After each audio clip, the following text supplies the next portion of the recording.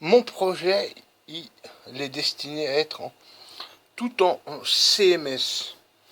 Alors, j'ai mis quand même 1 an et demi à réunir tous les composants. Et celui qui était le plus dur à trouver et un des plus chers, c'est le convertisseur analogique numérique et numérique analogique, le fameux AD7569. Et moi, je l'ai pris en format PLCC. Voilà, je me suis fait un petit adaptateur pour voir si tout fonctionnait bien. Ça fonctionne. Et c'est pas donné. Numériser du son, bah, ça prend de la place, il faut de la mémoire. Alors, ouais, bah, j'ai eu deux lots de 10 mémoires ici, donc d'une capacité de 500 kg x 8, bon, 4 mégabits. Donc ça fait un total de 10 mégaoctets avec 20 mémoires comme ça, donc au format SOIC, 32 broches. Évidemment, il faut des décodeurs, des multiplexeurs pour choisir, bah, pour inscrire chaque mémoire, et il en faut un deuxième pour l'écriture, pour la lecture, pardon. Puis il vous faut encore deux démultiplexeurs de voix, et ben, en fait, bah, pour pouvoir utiliser les 4 autres mémoires restantes pour aller jusqu'à 20, étant donné que ces démultiplexeurs, ils vont jusqu'à 16. Et je me suis dit, 4 mémoires, pourquoi les gâcher? Alors je me suis vraiment enquiquiné. Comment relier tout ce bazar? Et je compte pas les deux compteurs 4040, 12 étages chacun, hein. Il me faut 24 étages exactement. Ouais, 18, 19, 18 je crois pour la mémoire, 3 autres, 4 autres bah, pour sélectionner donc la puce. Et la dernière sortie, c'est pour basculer sur les 4 autres restantes. Alors, il y a du monde, hein. Alors comment faire? Alors j'ai eu l'idée d'acheter des petits adaptateurs bah, qui sont très très bien, très étroits. Et j'ai voulu, voilà, je les ai reliées toutes en parallèle, sauf deux broches sur 32, donc écriture et la lecture. Et donc les décodeurs des multiplexeurs, pardon, ils sont ici. Vous avez les deux 74 HC139, donc deux fois 4 voix ici. Je ne sais pas si on les voit très bien. Voilà, elles sont là. Alors tous les fils, il n'y en aura plus, hein. C'est des tests hein, pour l'instant. Les compteurs binaires 4040, il y en a un ici, il se planque. Et l'autre, bah, il est derrière, tout simplement. Voilà. Et j'ai réuni tout ce bon monde. Voilà. Le but aussi, c'est que mon montage il soit autonome. J'ai une pile lithium de 3 volts 7. J'ai un petit module chinois. Ouais, bon, j'avoue, j'ai utilisé quelques modules chinois bah, pour pouvoir avoir une tension toujours de 5 volts. Et donc l'interrupteur ici et ici bah, pour pouvoir recharger le lithium-ion. La lithium-ion, c'est une fille. Voilà. J'ai déjà testé des composants CMS, hein, je les ai tous testés. J'ai même pris des afficheurs euh, en format CMS, donc il y en a trois. Ici, vous avez des LED, on va l'allumer. Donc voilà. Ici, il y a des LED. Pour l'instant, c'est juste pour symboliser les deux digits qui ne sont pas connectés. Quand j'appuie sur les deux en même temps, ça remet les compteurs à 0. Possibilité de mettre une connexion auxiliaire qui donc dès que j'insère, eh ben, c'est lui qui est prioritaire, ou alors un petit module Bluetooth. C'est une chinoiserie, c'est clair que j'aurais pas pu le faire moi-même. Voilà. j'ai utilisé une tension symétrique, donc plus 5 volts, moins 5 volts. Alors pour faire ça, j'ai utilisé les composants à pompe de charge pour vous donner une tension négative, et ben pour tout ce qui est analogique, et aussi le convertisseur qui en a besoin, étant donné que je suis en symétrique. Toutes les fonctions, tous les boutons vont être entièrement en tactile et ils seront cachés. Ils seront cachés comme ça. Voilà.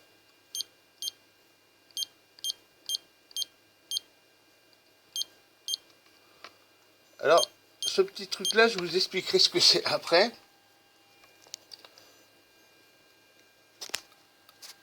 Je dois obtenir, en théorie, voilà, à peu près, 32 768 Hz exactement, bah, pour pouvoir disposer en sortie du N compteur des 4040 des secondes très précises. Voilà.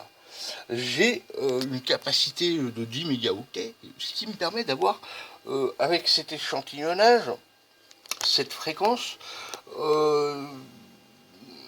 combien de 5 minutes et 20 secondes. Donc moi je suis en secondes, donc ce qui correspond, alors si je m'abuse, à 320 secondes au total. Ce qui me permet d'enregistrer beaucoup de morceaux de musique en entier. On va faire un petit test. Alors là, je l'ai laissé en Bluetooth. Il y a encore des petits parasites, mais ça, il va falloir que je vois où est le problème.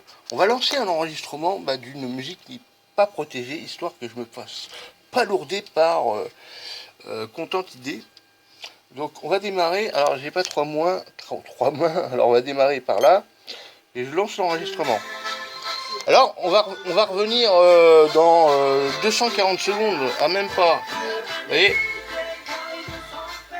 j'ai déjà fait une petite erreur, il faut peut-être que je mette, on va mettre 240 secondes, 1, 2, 1, 2, 3, 4, voilà. 240 secondes. Je vais me remettre à peu près, voilà. Bon, on va lancer ça comme ça. Hein.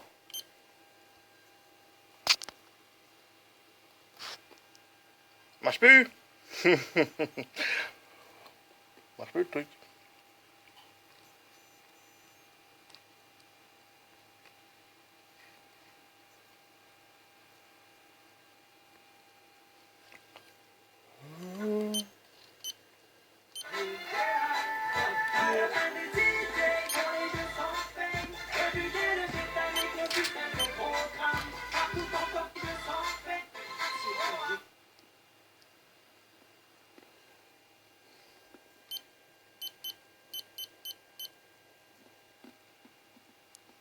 Je vais lancer l'enregistrement. Alors j'ai pas de main, si, mais elle est occupée. Voilà. Il y a un décompte qui se fait, et voilà. Tout simplement, quand il arrive à 0, ça va basculer sur la lecture.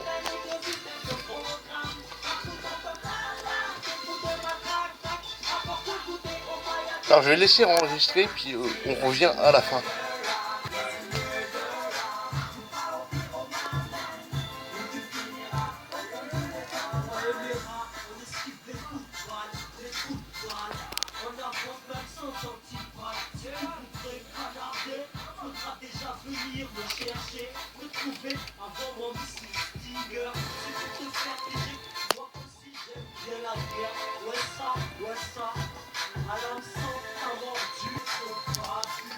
La dérive de la fréquence, elle n'est pas très méchante.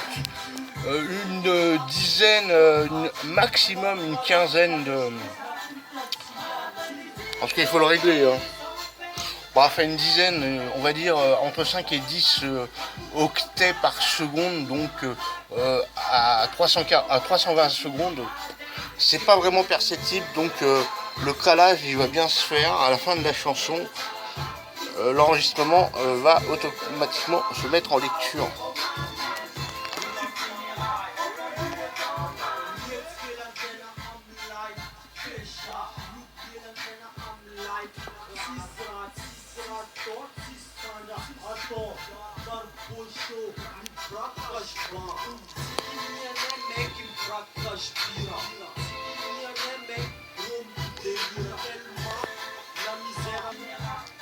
Le petit module OLED, il est vraiment sympa. Il y a plusieurs sortes de spectres. Bon, c'est plutôt gadget, hein, ça me sert à rien. On peut simuler, voilà. Allez, hop, je numérise du son audio. C'est sympa.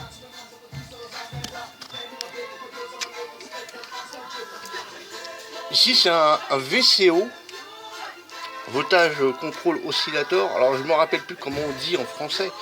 Alors, j'ai utilisé plusieurs composants. Un potentiomètre numérique, un comparateur aussi, un AOP, et puis un 4046. Donc, pour pouvoir avoir une fréquence assez précise. Malheureusement, avec la différence de température, ça peut varier, mais ça va. Voilà, la fin c'est faite, et maintenant on est en mode lecture. Alors, il y a des petits cliquetis sur les 16 premières secondes. La mémoire, elle a un pet, mais c'est des mémoires que j'ai eues en Chine, et celles que j'ai achetées là, je les ai eues chez Farnell. À mon avis, elles, certifiées, elles sont vraies. Celles-là, j'en sais rien, parce qu'il y en a 5 sur 20 qui ne fonctionnent pas, et 5 sur 20, donc 5 autres qui ont des petits cliquetis. Alors là, on est en mode lecture, hein. Là, on peut appuyer sur pause.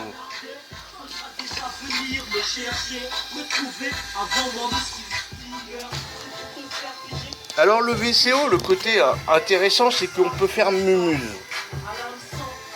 On augmente la fréquence, un peu moins de lumière.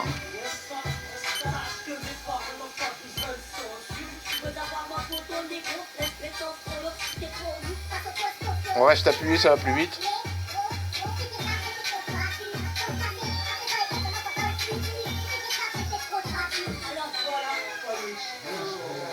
Alors, comme j'ai pas de repère, la LED rouge m'indique que je suis en dessous. Et dès qu'elle s'éteint,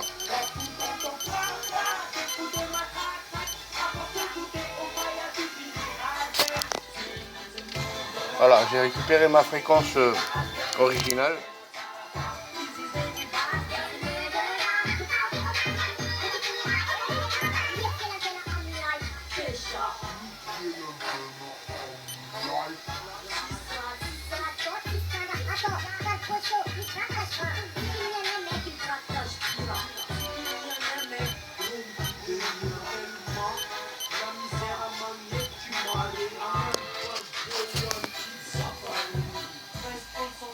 Bon, il y a du monde hein, quand même, 20 mémoires.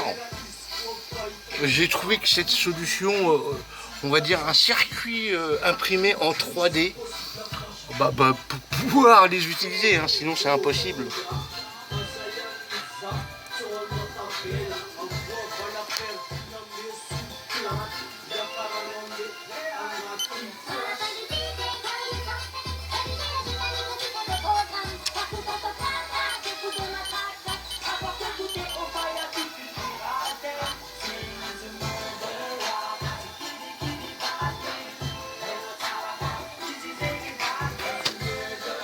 Donc on peut appuyer sur pause, relancer, le remettre à 0. Là c'est sûr que c'est lui qui fonctionne. Et là c'est la mémoire.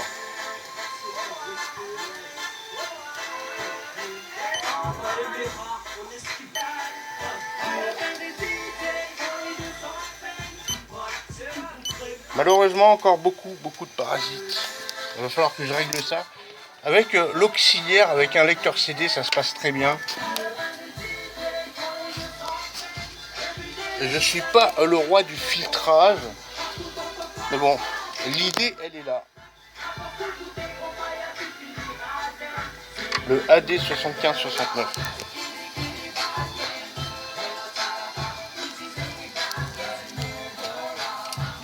Alors, mine de rien, je sais plus combien il y a de connexions Si je dis pas de bêtises,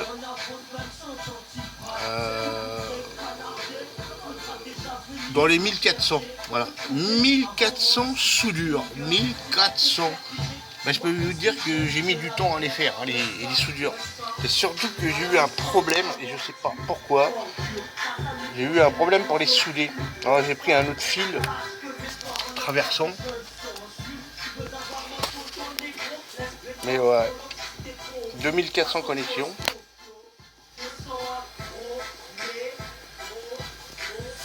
Voilà. Comment utiliser des mémoires parce que le commun des mortels, il peut pas faire un circuit imprimé de lui-même. Des machines avec 3-4 couches pour réunir tout ce monde, quoi. C'est pas mal. Ça fonctionne assez bien pour l'instant. J'ai des compteurs des 4040, un de chaque côté.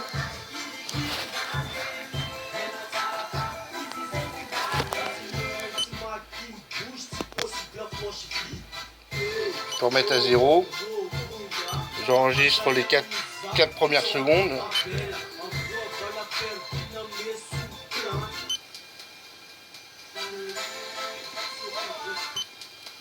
Ouais, vous entendez les parasites. Ça, il va falloir que je regarde ça.